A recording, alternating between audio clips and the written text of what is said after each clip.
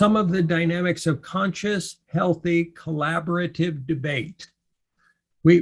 Not competitive debate, not win-lose debate, not trying to have our way debate, not trying to prove a point debate, not to arrive at status or power or positionality or any of that. We suggest that conscious, healthy, collaborative debate is a good thing.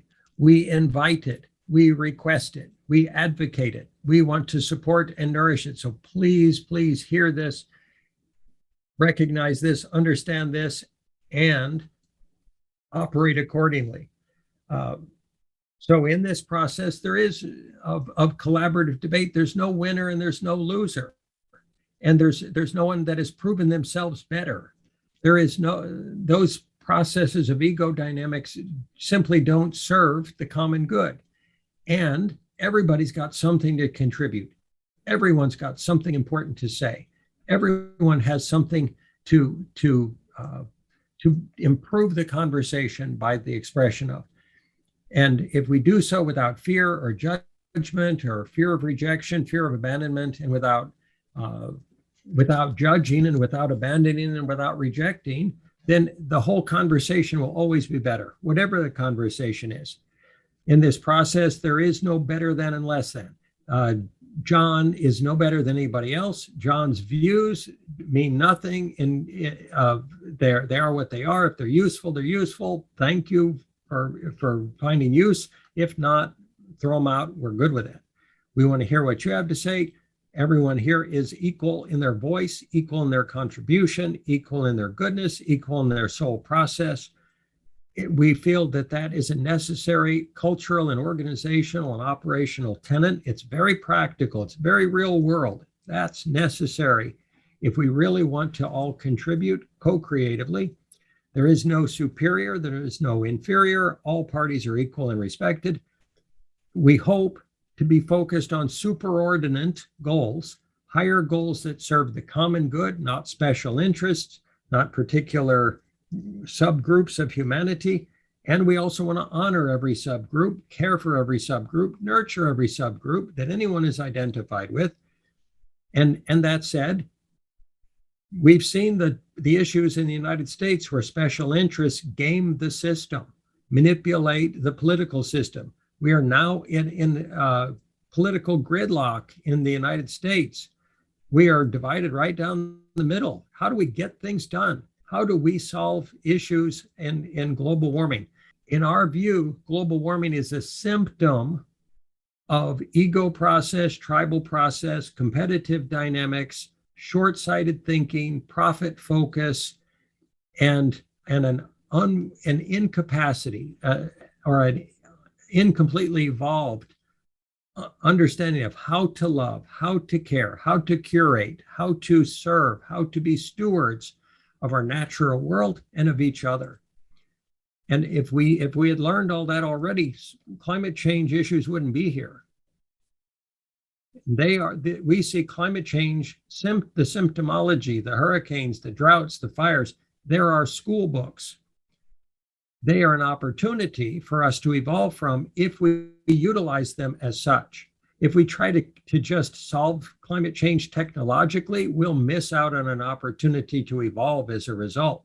If we develop some new technology that keeps the earth cool and gives us all the Western lifestyle and energy we want, and we continue devouring our world, polluting it, destroying the oceans, destroying other beings on the planet, other kinds of animals in the world, or plants, we're not going to be better off. We will not have solved climate change. If we're going to solve it, we need to transform our consciousness foundationally and comprehensively. So the next item here is constantly evolving, and our process of conscious collaborative debate and evolution of conscious collaboration and development of new conscious collaborative models and processes and dynamics and tenets and concepts. We feel they must constantly evolve and transform rather than attaining some status quo or being supportive of a non-sustainable Western lifestyle. Because really, our Western lifestyle is not sustainable. There's almost nothing in a home these days that's recyclable. Not truly. There's nothing, our whole, any building, our cities, if you were to put them into the ecosystem would not be able to recycle them naturally. So and that's around the world. So what we've built as our foundation for our life process as a species will not work. And that includes things as simple as the plastic bottle. How many plastic bottles are there in the world? They're so ubiquitous. We use them for everything. Plastic containers. They don't get recycled. They get distributed. They turn into plastic in the ocean. The fish eat the plastic. We eat the fish. We eat the plastic. We're drinking plastic in our fresh water that we get from our wells or from underground. We get some particulate plastic in the bottled water we drink from the store. So this cycle, these kinds of things are so unknown to us, and we need to become so much more self-aware as a species. Last item on this list, we suggest that conscious, healthy, collaborative debate operates with tolerance for not having our process or our personal process or our personal preferences and our timing of our preferences being the driving mechanism for the conversation. So if I happen to like to be verbose and I want everyone to hear what I have to say, and it might appear that way from this conversation today, and if it does, I apologize profusely. If that occurs, then is that an open collaborative dialogue? Is that a conversation? Is that a mutual evolution via conversation and communication? So those preferences, whatever they are, we would suggest that they don't optimally drive or define the process or outcomes or results of a conscious, healthy, collaborative debate. So that's why we want to hear. That's why we want to listen. That's why we want to make space and have me shut up and get out of the way so you folks can debate and you folks can comment and you folks can suggest and you folks can educate us, because it's imperative that this be a conversation.